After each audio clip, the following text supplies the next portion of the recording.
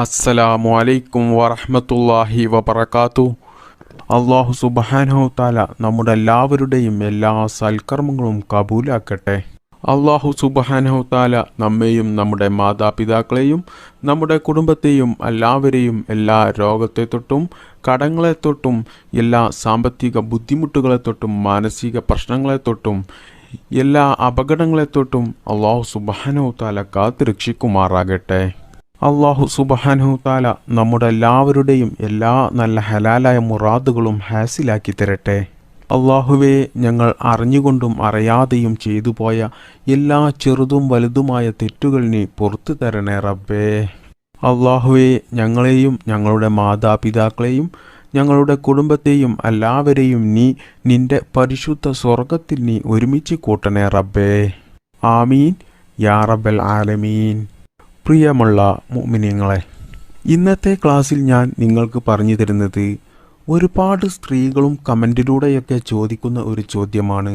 ഉസ്താദെ, ജീവിതത്തിൽ എന്നും ബുദ്ധിമുട്ടിലും പ്രയാസത്തിലുമാണ്, വലിയ കടത്തിലാണ്, ഭർത്താവിനാണെങ്കിൽ ജോലിയില്ല, രോഗങ്ങൾ കൊണ്ടും മറ്റു പല പ്രശ്നങ്ങൾ കൊണ്ടും എന്നും ബുദ്ധിമുട്ടും പ്രയാസത്തിലുമാണ്, ഒരു ദിവസവും ഒരു സമാധാനമില്ല, ഒരു കാര്യത്തിലും ഞങ്ങൾക്ക് ബറക്കത്തില്ല, എന്നും ദാരിദ്ര്യത്തിലാണ്.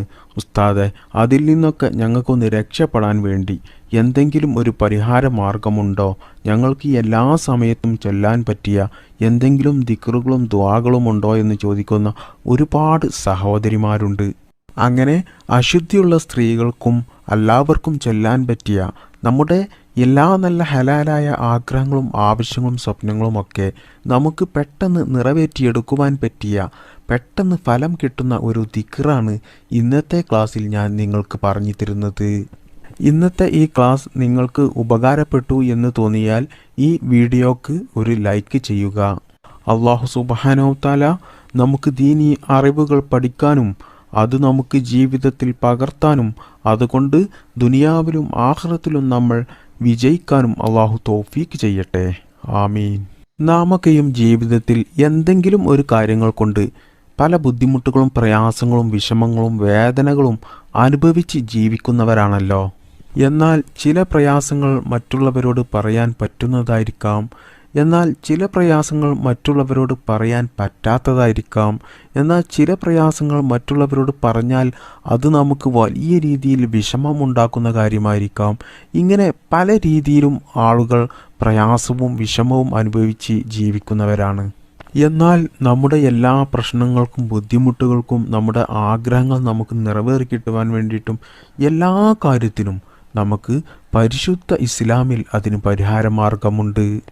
പ്രിയപ്പെട്ട മുഅ്മിനീങ്ങളെ, നമുക്ക് ദുനിയാവിലെ എത്ര വലിയ പ്രശ്നങ്ങളും നമുക്ക് നേരിടാൻ ആദ്യം വേണ്ടത് നമുക്ക് ഈമാനാണ്. ഉറച്ച ഈമാനുണ്ടെങ്കിൽ ദുനിയാവിലെ എത്ര വലിയ പ്രതിസന്ധികൾ വന്നാലും അത് നിങ്ങൾക്ക് സിമ്പിളായിട്ട് നേരിടാൻ കഴിയുന്ന ഒരു കാര്യമാണ്. അതായത് ഈമാനില്ലാത്ത ആളുകൾക്കാണ് ദുനിയാവിലെ എന്തെങ്കിലും ചെറിയ പ്രതിസന്ധികൾ വന്നാലും അത് അവർക്ക് നേരിടാൻ കഴിയാതെ വലിയ പേടിയും വിഷമവും ടെൻഷനൊക്കെ ഉണ്ടാകാറ്. പ്രിയപ്പെട്ടവരെ, നമ്മുടെ മനസ്സ് ഒരു സമയത്തും തളരരുത്. നമ്മുടെ മനസ്സ് തളർന്നാൽ തന്നെ നമ്മുടെ എല്ലാ പ്രശ്നങ്ങളും അധികരിക്കും. അതായത് നമ്മൾ ചെറിയ കാര്യങ്ങൾക്ക് പോലും വലിയ വിഷമം അനുഭവിച്ച് എല്ലാ സമയത്തും ടെൻഷൻ അടിച്ച് നടന്നാൽ അതുകൊണ്ട് നമുക്ക് ശാരീരികമായിട്ടും മാനസികമായിട്ടും പല പ്രശ്നങ്ങളും ഉണ്ടാക്കും. നമുക്ക് പല രോഗങ്ങളും അതുമൂലം നമുക്ക് ഉണ്ടാകാൻ സാധ്യതയുണ്ട്. അതുപോലെ തന്നെ ഇനി നമുക്ക് കടം ഉണ്ടെങ്കിൽ ആ കടം ആലോചിച്ച് നമ്മൾ വിഷമിച്ച് നടക്കില്ല വേണ്ടത്. വിഷമിച്ച് നടന്നിട്ട് കടം വീടില്ല. നമ്മൾ അതിനുള്ള പരിഹാര മാർഗമാണ് നമ്മൾ കാണേണ്ടത്. പരിഹാരമാർഗം കാണണമെങ്കിൽ നമുക്കെന്ത് വേണം? ആദ്യം മനസ്സമാധാനം വേണം. ആ മനസ്സമാധാനം നമ്മൾ നഷ്ടപ്പെടുത്തരുത് അത് ആലോചിച്ചുകൊണ്ട്. ഇങ്ങനെ തുടങ്ങിയ നമ്മുടെ ജീവിതത്തിൽ എന്ത് തന്നെ പ്രശ്നങ്ങൾ നമ്മൾ നേരിടേണ്ടി വന്നാലും നമ്മൾ ഒരിക്കലും വിഷമിക്കുകയോ അത് ആലോചിച്ച് ടെൻഷൻ അടിച്ച് നടക്കുകയോ അല്ല വേണ്ടത്. കാരണം നമ്മൾ ടെൻഷൻ അടിച്ച് നടന്നു കഴിഞ്ഞാൽ നമുക്ക് മറ്റു പല പ്രശ്നങ്ങളും ഉണ്ടാകും.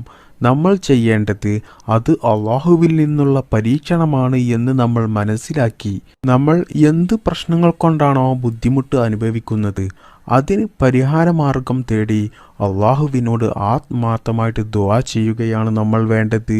അല്ലാതെ നമ്മൾ ടെൻഷൻ അടിച്ച് നടക്കുകയല്ല വേണ്ടത്. എന്നാൽ ജീവിതത്തിൽ അങ്ങനെയുള്ള പ്രതിസന്ധികൾ വരുമ്പോൾ മനസ്സ് തളരാതെ അള്ളാഹുവിനോട് ദുആ ചെയ്യാൻ കഴിയുന്നവർ ഈമാൻ ഉള്ളവരാണ്. അത് നിങ്ങൾ പ്രത്യേകം മനസ്സിലാക്കണം. അപ്പോൾ ഇന്ന് ഒരുപാട് ആളുകളെയും ഇന്ന് പരീക്ഷിക്കുന്നത് അള്ളാഹു സുബ്ഹാനഹു തആല രോഗങ്ങൾ കൊണ്ടും കടങ്ങൾ കൊണ്ടുമൊക്കെയാണ്. അപ്പം നമ്മുടെ രോഗങ്ങൾ മാറിക്കിട്ടുവാനും നമ്മുടെ കടങ്ങൾ നമുക്ക് പെട്ടെന്ന് വീടിക്കിട്ടുവാനും നമ്മുടെ എല്ലാ ആഗ്രഹങ്ങളും നമുക്ക് നിറവേറിക്കിട്ടുവാനും നമ്മുടെ ജീവിതത്തിൽ നല്ല സമാധാനം ലഭിക്കുവാനും നമ്മുടെ ജീവിതത്തിൽ എല്ലാ കാര്യത്തിലും ബറക്കത്ത് ഉണ്ടാകുവാനും നമ്മുടെ ജീവിതത്തിൽ നിന്ന് ദാരിദ്ര്യം ഇല്ലാതെയായി കിട്ടുവാനും വേണ്ടിയുള്ള നമ്മൾ സുബ്ഹി നിസ്കാര ശേഷം നമ്മൾ ചൊല്ലേണ്ട ഒരു ദിക്റാണ് ഞാൻ നിങ്ങൾക്ക് പറഞ്ഞു തരുന്നത്. എന്നാൽ സുബ്ഹി നിസ്കാര ശേഷം എന്ന് ഞാൻ പറഞ്ഞപ്പോൾ സ്ത്രീകൾ കരുതുന്നുണ്ടാകും, അശുദ്ധിയുള്ള സ്ത്രീകൾ എങ്ങനെയാണ് സുബ്ഹി നിസ്കരിക്കുക, അപ്പം സുബ്ഹി നിസ്കാര ശേഷം എങ്ങനെയാണ് ഈ ദിക്ർ ചൊല്ലുക എന്ന് കരുതുന്നുണ്ടാകും. അശുദ്ധിയുള്ള സ്ത്രീകൾ ആ സുബ്ഹി നേരം എണീറ്റ് ഈ ദിക്ർ ചൊല്ലിയാൽ മതി. സുബ്ഹി നിസ്കരിക്കാൻ പറ്റുന്നവർക്ക് ആ നിസ്കാരപ്പായിൽ ഇരുന്നു കൊണ്ട് ചൊല്ലുന്നതാണ് ഏറ്റവും നല്ല അഫ്ളല്. നമുക്ക് നബി സല്ലല്ലാഹു അലൈഹി വസല്ലമ തങ്ങൾ പഠിപ്പിച്ചു തന്ന ഒരു കാര്യമാണ് നിസ്കരിച്ച് അതേ ഇരുത്തത്തിൽ തന്നെ ഇരുന്നാൽ കൂലി കിട്ടുന്ന ഒരു ഇബാദത്താണ് എന്നത്.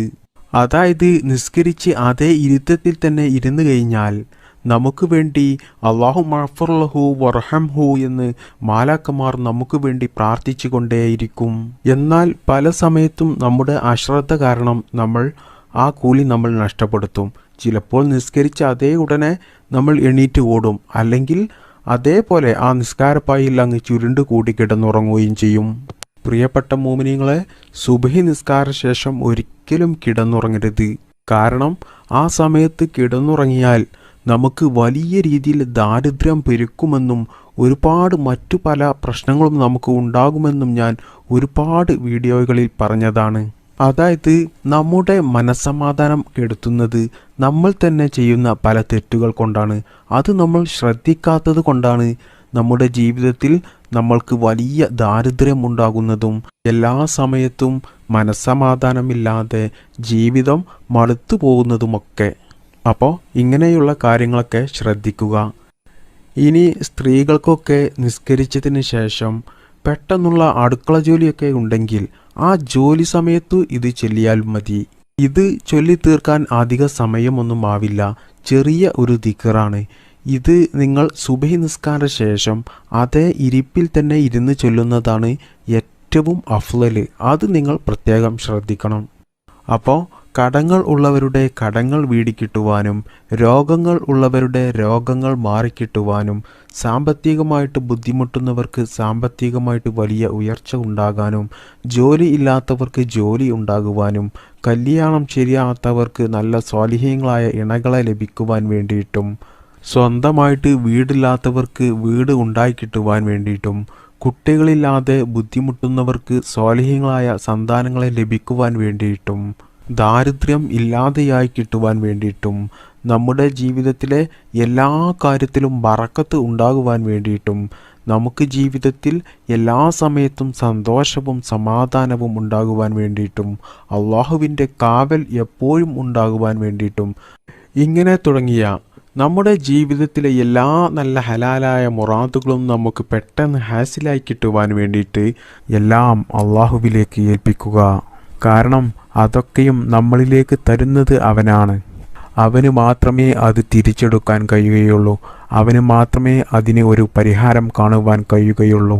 നിങ്ങളുടെ എന്തെങ്കിലും ഒരു കാര്യം ഒരു കാരണവശാലും അത് നടക്കില്ല എന്ന് ലോകത്തുള്ള ആളുകൾ മുഴുവൻ പറഞ്ഞാലും അതൊന്നും നിങ്ങൾ കേൾക്കാതെ, പടച്ചവനെ, ഈ കാര്യം ഞാൻ നിന്നിൽ ഏൽപ്പിക്കുകയാണ്.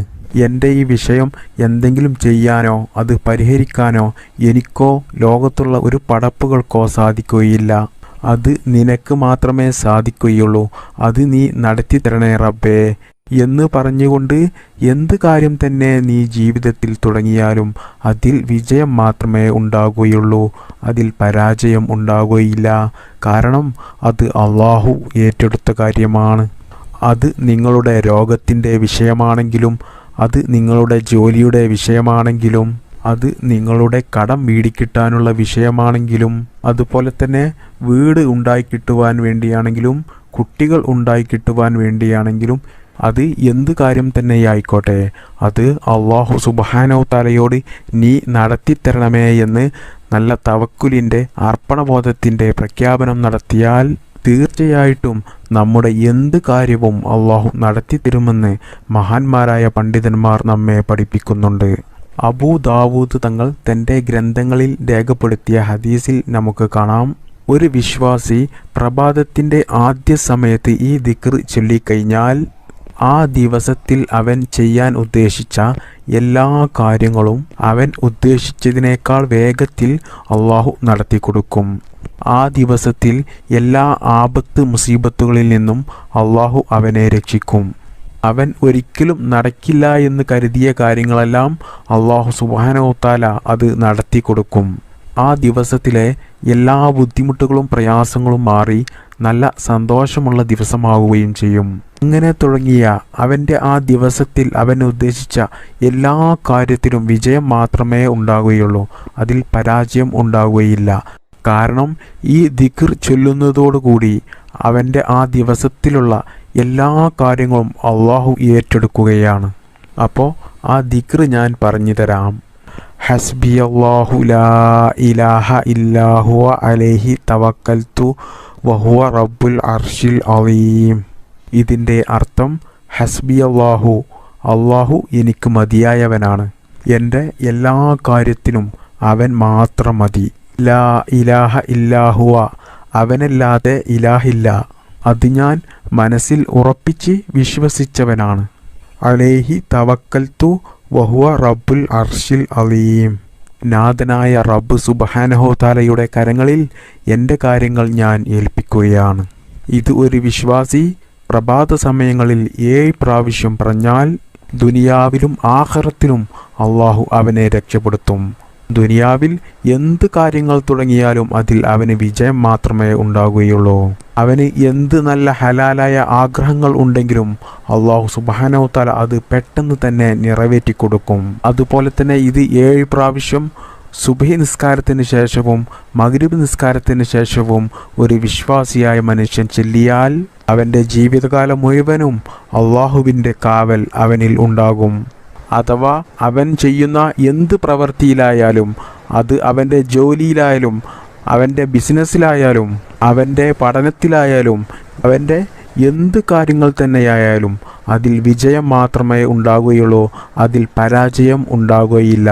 കാരണം അത് അള്ളാഹു ഏറ്റെടുക്കുകയാണ്. ഈ ദിക്ർ ചൊല്ലുന്നതോടുകൂടി അള്ളാഹു അത് ഏറ്റെടുക്കുകയാണ്. അതുപോലെ തന്നെ ഈ ദിക്ർ 7 വട്ടം ചൊല്ലിയാൽ ആ ദിവസത്തിൽ അവൻ്റെ എല്ലാ പ്രയാസങ്ങളും വിഷമങ്ങളും ടെൻഷനുകളും അള്ളാഹു മാറ്റിക്കൊടുക്കുന്നതാണ്. അള്ളാഹു സുബ്ഹാനഹു തആല നാം എല്ലാവർക്കും ഈ ദിക്ർ എല്ലാ ദിവസവും നല്ല വിശ്വാസത്തോടുകൂടി നല്ല ഈമാനോടുകൂടി എന്നും ചൊല്ലാൻ കഴിയാൻ വേണ്ടിയും അത് നമ്മുടെ ജീവിതത്തിൻ്റെ ഏറ്റവും നല്ല ഒരു ദിക്റായി അത് എന്നും നമുക്ക് ചൊല്ലാനുള്ള തൗഫീക്ക് അള്ളാഹു നൽകി അനുഗ്രഹിക്കുമാറാവട്ടെ. ആമീൻ ബിറഹ്മതിക യാ അർഹമർ റാഹിമീൻ. അസ്സലാമു അലൈക്കും വറഹ്മത്തുള്ളാഹി വബറകാതുഹു.